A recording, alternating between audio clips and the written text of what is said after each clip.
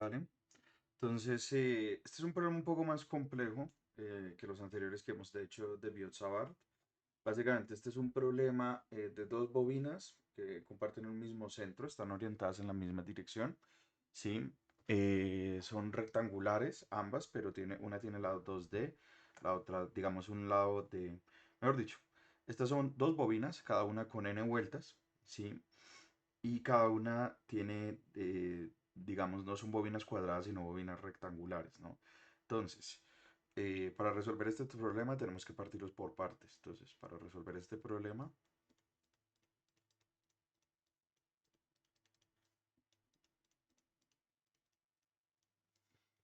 tenemos que partirlo en partes. O más bien separarlo, ¿no? Separarlo. Separarlo. Entonces, ¿sí? Vamos a realizarlo de la siguiente manera.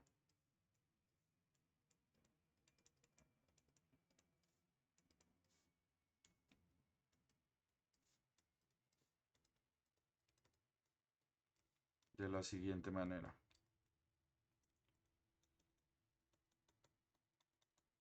De la siguiente manera. Entonces, sí, entonces, primer paso, paso número uno, calculamos el campo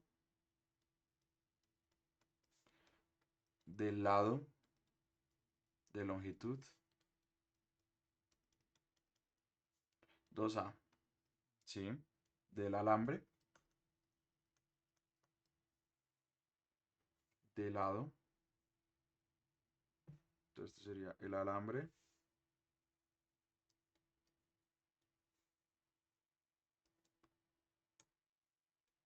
de lado de longitud 2A, ¿sí? En el paso 2, y calculamos lo mismo, calculamos, de hecho, calculamos lo mismo, pero para el lado, ¿sí? Discúlpenme.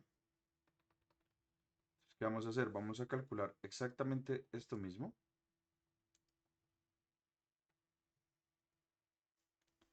Sí, vamos a calcular exactamente esto mismo, pero con el lado de longitud B. ¿Sí? En el paso 3,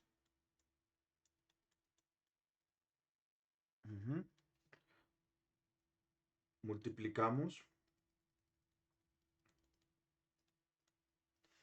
por 2, lo sumamos, más bien, lo sumamos y los multiplicamos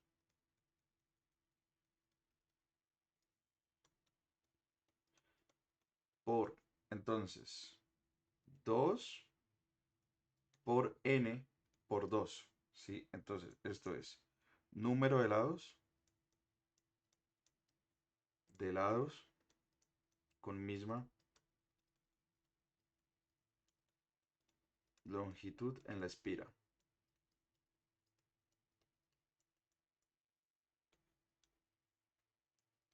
Número de espiras. Y este es el número de bobinas, ¿sí? ¿Qué es lo que va a pasar? En este problema, digamos, esta parte de acá, por ejemplo, esta parte de acá, ¿sí?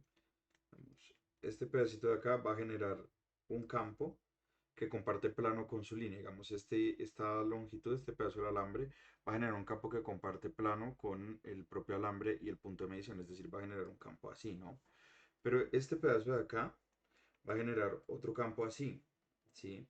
Pero el de atrás, digamos, este de acá de longitud A, va a generar un campo que va a ir así. Entonces, al final, lo que está pasando es que se están anulando, ¿sí? Se están anulando todos los campos entre sí. Solamente existe componente del campo en el eje Z, ¿sí? Y esta misma lógica, o sea, digamos, cuando yo sume el de este lado 2A con el de atrás y es de este lado 2B con el de adelante, digamos, con el del lado 2B de la izquierda con el del lado 2B de la derecha, todo el campo que no vaya en el eje Z se va a anular, ¿sí? Entonces me basta con calcular las contribuciones de cada uno de esos alambres al eje Z, ¿sí? Mientras que el resto de las contribuciones no me interesan porque se van a hablar cuando lo sume. Ahora, ojo, que yo puedo hacer lo mismo con la bobina de arriba, ¿sí? Y hacer los mismos cálculos. Y de hecho también se va a anular en el eje, todo lo que no vaya en el eje Z y el campo de la bobina de arriba va a ir hacia arriba. No va a ir hacia abajo como podría pensar uno de forma rápida, sino que va a ir hacia arriba y entonces va a quedar exactamente igual que el campo que produce la bobina de abajo, ¿sí? De hecho, esto es misma idea de la bobina de Helmholtz, del experimento de la bobina de Helmholtz, ¿sí? Entonces, claro, me basta con calcular básicamente el campo de dos líneas y proyectarlas en el eje Z, ¿no? La línea de longitud 2A, la línea de longitud 2C y proyectarla sobre el eje Z. Y luego hacer todos los pasos que están acá abajo. Ojo, no es trivial. Mi recomendación es que pinten los campos, háganlo con la regla de la mano derecha para convencerse de lo que estoy diciendo, ¿sí? Porque realmente es la clave de la situación. ¿Cómo se anulan los campos? Por simetría en el eje XY, ¿sí? Cuando lo sume de todos los lados y como adicionalmente la bobina arriba también genera el mismo campo en el eje Z sobre ese punto, pero teniendo mucho cuidado, ¿sí? Porque no es trivial, o sea, revísenlo con calma y des en cuenta que se anula, ¿sí? O sea, hagan los dibujos, pero no piensen que es trivial, de verdad, revisen, ¿vale? Vale, entonces, entonces, comenzamos calculando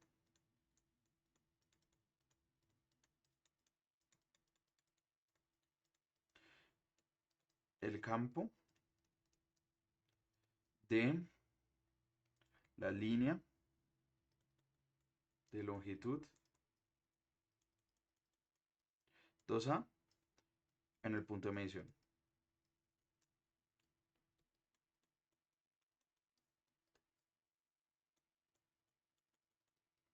De medición.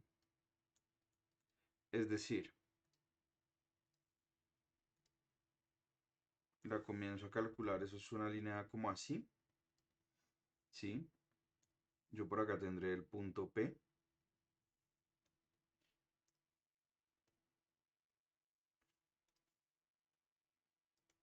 Yo por acá tendré el punto P, ¿sí? Entonces, esto de acá tiene una longitud 2A,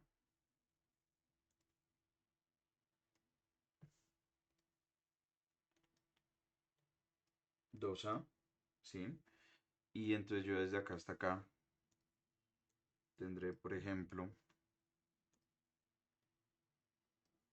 unas líneas que van así, ¿sí? Luego tendré por acá eh, una línea que va más o menos así, ¿sí? Tendré por acá una línea que va más o menos así, ¿sí? Y tendré otra línea por acá que irá así. ¿Listo? Entonces esto irá más o menos así. ¿Listo? Y acá, entre esta y esta, se genera este triángulo de acá. Y arriba también tengo otro triángulo, ¿no? ¿Estamos de acuerdo? Y luego, finalmente lo que yo voy a tener es otra línea así. ¿Listo? Y lo que va a pasar, ¿sí? Es que este lado de acá va a valer B. ¿Sí? Este lado de acá va a valer B. ¿Sí? Y ya con esto yo puedo sacar varias cosas, ¿no? Ya puedo sacar varios lados. ¿Por qué? Porque, por ejemplo, yo me puedo dar cuenta, ¿sí? Y este lado va a valer D, ¿sí? Y este lado de acá va a valer A, ¿no? Digamos, todo esto de acá, vale A, ¿sí? Y todo esto de acá, todo este pedazo de acá, vale 2A, ¿vale? Listo. Y entonces de acá yo, por ejemplo, puedo ver varias cosas. Por ejemplo, yo puedo tener el triángulo acá, así. Yo puedo tener este triángulo acá, así. Más bien, voy a tener este triángulo acá, así. Por otro lado voy a tener este triángulo acá, así. Sí, y voy a tener este triángulo acá, así. ¿Vale? Y yo lo que me doy cuenta es que los lados de ese triángulo, utilizando Pitágoras, ¿sí? Los lados de ese triángulo utilizando Pitágoras van a ser b, d y raíz cuadrada de b al cuadrado más d al cuadrado, ¿no es cierto? Adicionalmente, entonces, ¿yo qué me puedo dar cuenta? Yo me puedo dar cuenta que el triángulo que es así, si yo tengo acá un triángulo y tengo por acá, por ejemplo, este triángulo así, y luego tendré acá el lado azul, ¿no es cierto? Y entonces yo acá me puedo dar cuenta que este lado de acá vale a, este lado de acá valdrá raíz cuadrada, ay, disculpen, valdrá a raíz cuadrada de b cuadrado más d cuadrado. Déjenme mover todo un poco para allá. Sí, entonces esto valdrá raíz cuadrada de b cuadrado más d cuadrado. ¿Sí? Y entonces este lado de acá valdrá b cuadrado más d cuadrado más a al cuadrado. ¿No es cierto? Y entonces yo acá puedo ver que tengo el otro triángulo, ¿sí? Donde tendré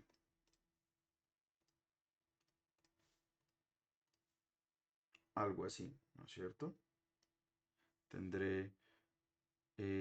no, mentiras. Ese triángulo ya lo tengo. Listo. Entonces, yo tendré acá un ángulo teta, ¿sí? ¿Sí? Tal que, acá tendré un ángulo teta, tal que, entonces, el campo magnético, ¿sí? Tal que, bueno, el seno de teta va a ser igual a la raíz cuadrada de b cuadrado más d cuadrado. No, mentiras, esto es opuesto sobre adyacente, ¿no? Entonces esto será a sobre la raíz cuadrada de b cuadrado más d cuadrado más a cuadrado, ¿no es cierto? ¿Sí?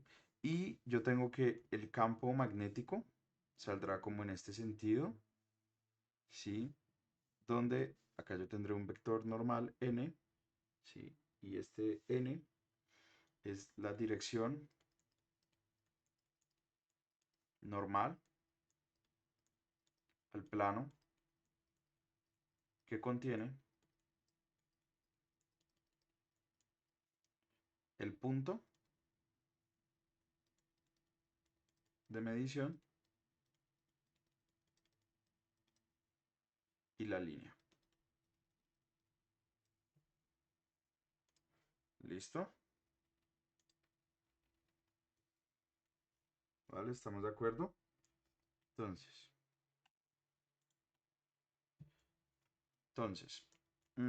si yo tengo eso de ahí, entonces, ¿yo qué voy a tener?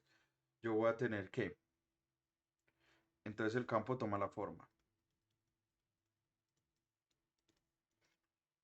El campo sería el campo de una línea finita, ¿no? Que es B igual a mu sub 0. Entonces yo acá voy a tener,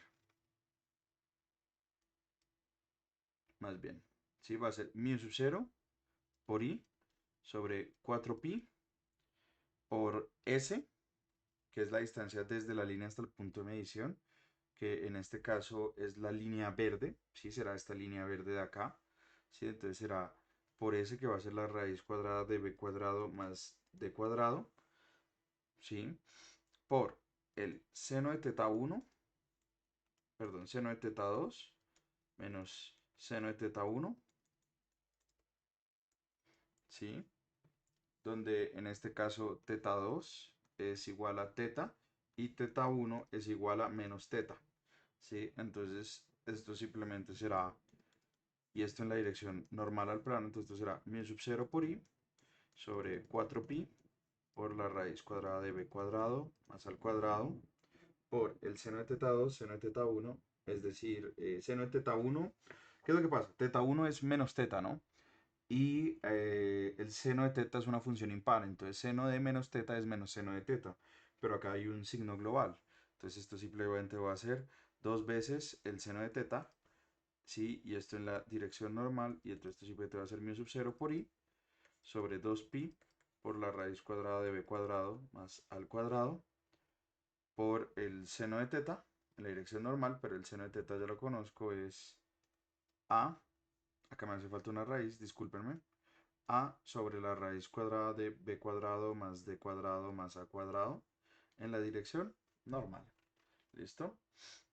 Y ese sería el campo de la espira del lado 2A, ¿no es cierto? Ahora, proyectándolo en el eje Z, proyectándolo en el eje Z,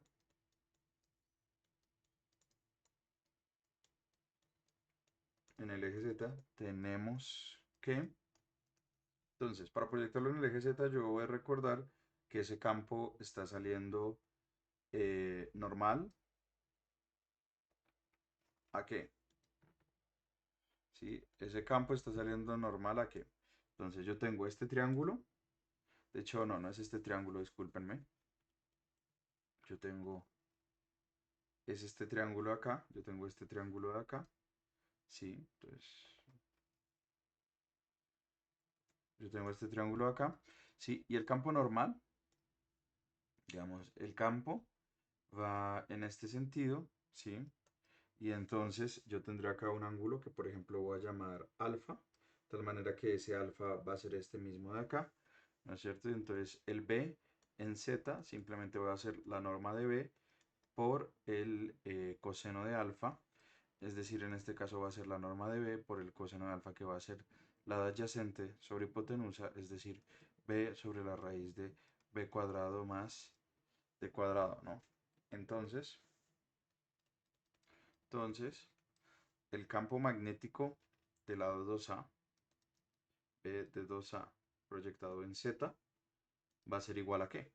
Va a ser igual a todo esto por B sobre la raíz de B por la raíz de B cuadrado más eh, D cuadrado. A ver.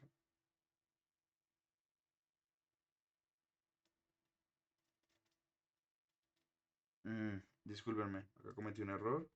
Acá es D, acá es D, ¿sí? Porque esa es este lado, el lado verde, ¿no? Entonces es b cuadrado más d cuadrado. Entonces si acá algo raro pasó, ¿vale? Ahora sí, ¿qué va a pasar? Que esta cosa acá simplemente va a ser esta norma, que va a ser mu sub 0 por i sobre 2pi por esta raíz, pero cuando lo multiplique por el coseno me sale al cuadrado, entonces me quedaría b más d cuadrado, ¿no es cierto? Por a, pero cuando multiplique por el coseno también va a venir con un b, por la raíz cuadrada de b cuadrado más d cuadrado más al cuadrado, ¿no? Y todo esto, ¿en qué dirección? En la dirección de k unitario, ¿no? ¿Listo? Y entonces, ahí habríamos calculado este lado. Ahora, para calcular,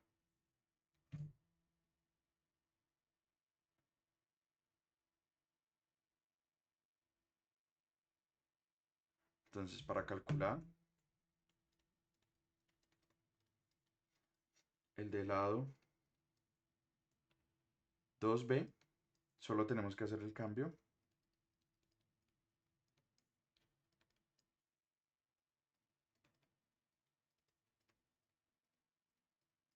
a por b, ¿no? Todo sitio donde tenga a, pongo b, y todo sitio donde tenga b, pongo a.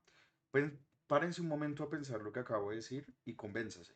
O sea, convénzase usted mismo. O sea, a lo que me refiero es, note que cuando vaya a hacer el cálculo del campo magnético del otro lado, me bastará simplemente en este triángulo poner donde tengo A, poner B y donde tengo B, poner A. ¿sí? ¿Eso qué va a implicar? Que a nivel de lo que ya calculé, pues es simplemente en la expresión que tengo, reemplazar b donde tengo a y a donde tengo b. De tal forma que voy a tener b de 2b en el eje z va a ser igual a mu 0 por i sobre 2pi por, acá tengo b, entonces pongo a al cuadrado más d al cuadrado, ¿sí? Por a por b, pues básicamente donde tengo a pongo b, pero acá tengo a por b, eso sigue siendo a por b bajo ese cambio, y acá tendré la raíz cuadrada de b cuadrado más d cuadrado más a cuadrado, donde tenga b cuadrado, donde tenga b pongo a y donde tengo a pongo b, entonces básicamente queda la misma expresión, ¿no? Más a cuadrado en la dirección de k unitario, ¿no? Ahora, el campo de la espira, campo de una espira será dos veces, entonces el campo de una espira será dos veces el campo de longitud 2b en la dirección de z más el campo de longitud 2a en la dirección de z.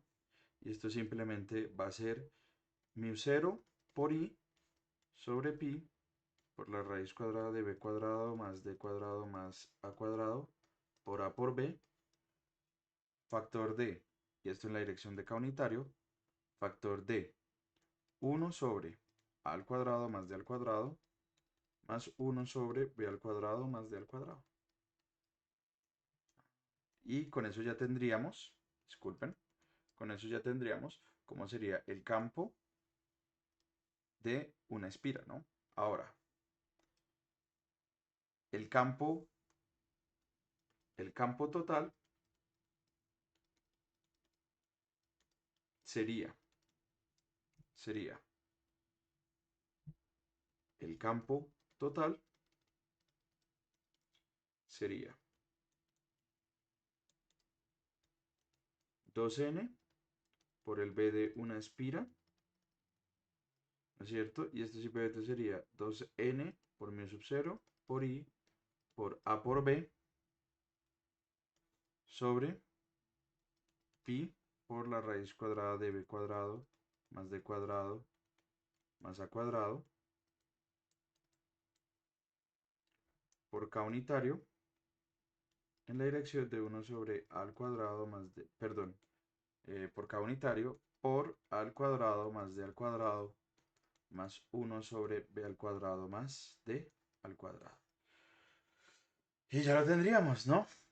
Ahí ya tendríamos cómo sería el campo total del problema. Si se dan cuenta, esta situación, este campo, este problema es relativamente sencillo si uno sabe partirlo en partes. Si uno va a hacerlo a fuerza bruta utilizando Biot-Savart y la integral, no le va a salir nada fácil, ¿sí? Probablemente si usted tiene mucha experiencia, sí, pero en líneas generales, si usted no tiene mucha experiencia, siempre piense en una forma de hacer el problema de forma sencilla, donde pueda partir el problema en pedacitos más sencillos y no ir a hacer un problema muy complicado de una vez desde la integral, ¿vale?